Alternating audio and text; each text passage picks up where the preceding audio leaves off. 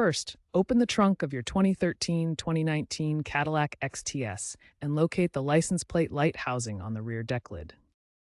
It's a small, rectangular unit near the license plate. Using a flathead screwdriver or trim removal tool, gently pry off the interior trim panel to access the bulb socket. Gently pry off the interior trim panel. Twist and pull out the old number 194 bulb from the socket.